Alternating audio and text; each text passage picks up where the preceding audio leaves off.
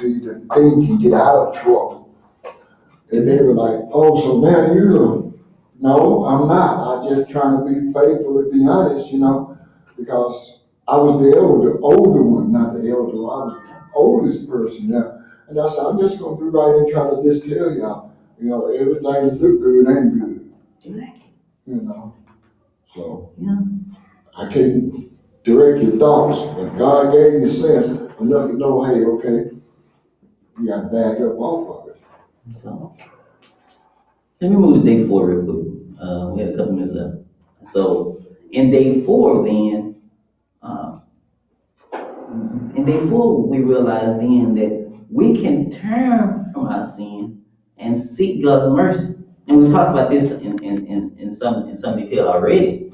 But in Psalms 51, verse 4 and 5, verse 4 through 7, here's what he says. He says, against you only have I sinned and done what is evil in your sight, so that you are proved right when you speak and justified when you judge. Surely I was sinful at birth, sinful from the time my mother conceived me. Surely you desire truth in the inner parts. You teach me wisdom in the innermost place. Cleanse me with hyssop, and I will be clean. Wash me, and I will be whiter than snow. So here he says then that we can basically have the results that come from confession. We can have the mercy. We can have this pardon of having our sins forgiven. We can be free from the guilt and the burden of wrongful thoughts and actions and deeds. He said, some people think sin isn't really sin if I don't hurt anybody. What do you think about that? You can still sin without hurting them. When I think about this idea, I think about in the case of Noah after the flood, after the land is very fertile. The land, God watered the land. Noah's in the comfort of his own home. What he decides to do is plant a garden. Man, got some good looking grapes here. What does he do? He takes what he grew out of his garden, use it to make wine. And he's enjoying his wine. He's still in the comfort of his own home. And what happens? He falls asleep naked. And his son coming looking for daddy. His son sees Noah in a way that no son should see that dad. He sees his nakedness. And the son, some people speculate about this subject, but more important, I think, what's really at stake here is the son. What he does, he goes and tells the brothers about what he saw, and the brothers realize because they're older, they realize something about this is not right, and so what they do is they go into their dad, they take a sheet, put it behind their back, they walk in backwards, place it over their dad, cover him up, and they wake up their father Noah and tells them what happened. And Noah now has a curse, his youngest son, because of what happened, because of what he saw. In the comfort of his own home.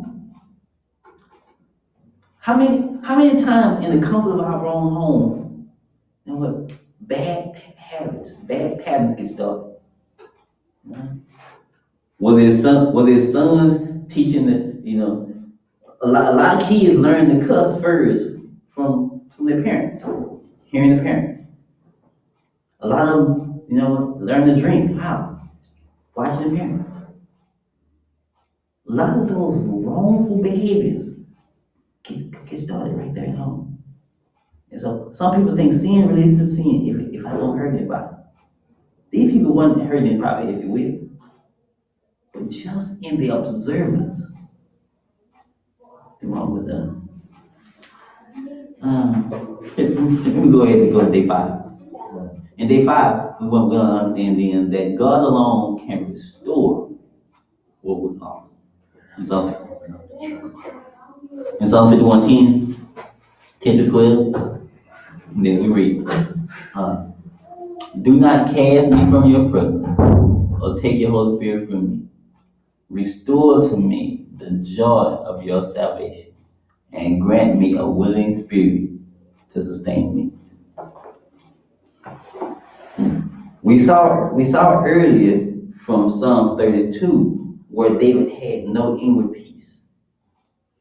Here, as a result of David's confession, and as a result of going to God and pleading for mercy, well, David is asking that the peace of God, that inward peace, be allowed to remain. God's presence be allowed to remain with David. The thing that gives him peace the most, the thing that gives us peace the most, is knowing that we live in the presence of God daily. And David says, look, I don't want to lose that. Don't take that away from me. And when we look in First Samuel, when we read about this occasion with Bathsheba, after the son that was born as a result of this adultery relationship, after that son became sick, after that son died, well, during that time, David was in mourning. But after that son died, what happened? David got up, dressed himself, went into the room, and called for his servants to bring him meat, and David ate. Hence demonstrating a restored David. The time of mourning was over. The time of eating had come. The time of receiving. He had received his answer from God, and so therefore now he could be at peace. He says, sustain me. Grant me a willing spirit to sustain me.